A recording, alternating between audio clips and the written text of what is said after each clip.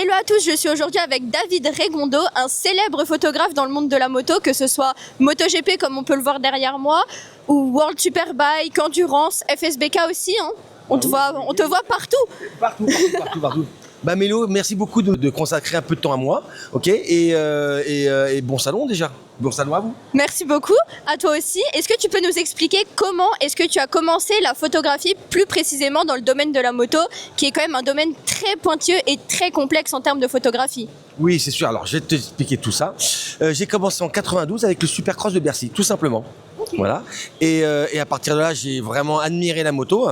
Et à partir de ce jour-là, j'ai décidé d'en faire mon métier, tout simplement. Voilà. Génial, et puis on voit que ça te réussit. Justement derrière, on voit quelques livres, bien sûr, avec les pilotes. Est-ce que tu peux nous parler un petit peu de tout ce que tu vends? On voit aussi ton pull.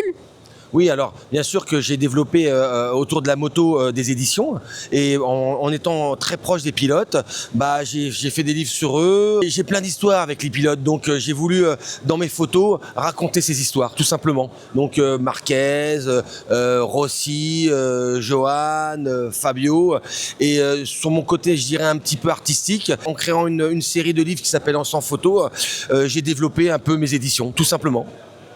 Formidable. Et d'ailleurs, si vous voulez acheter des livres de photos de pilotes, je vous conseille vraiment ceux-là. Et c'est pas parce que je le connais, c'est vraiment les plus beaux livres que j'ai jamais vus de ma vie, très honnêtement.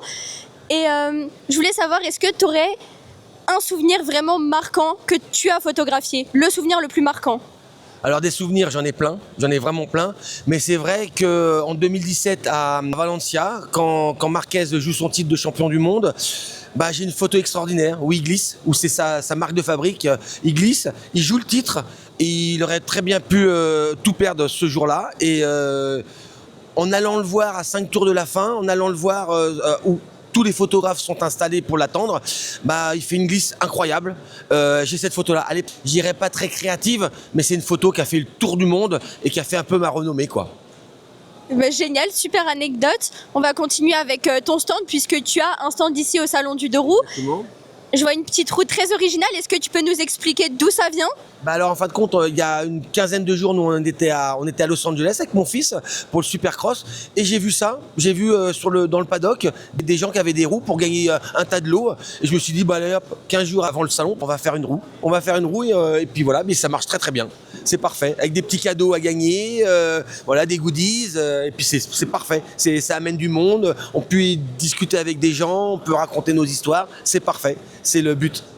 Génial. En parlant de goodies, les chaussettes. Parfait.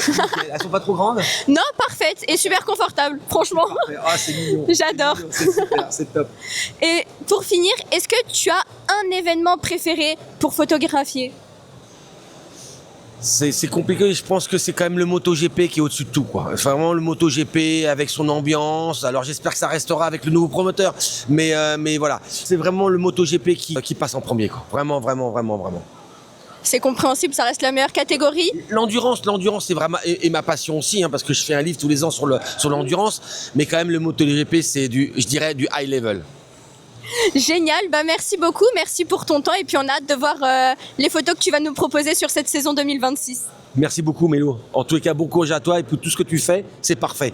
Encore continue comme ça, c'est top. Merci. Et voilà.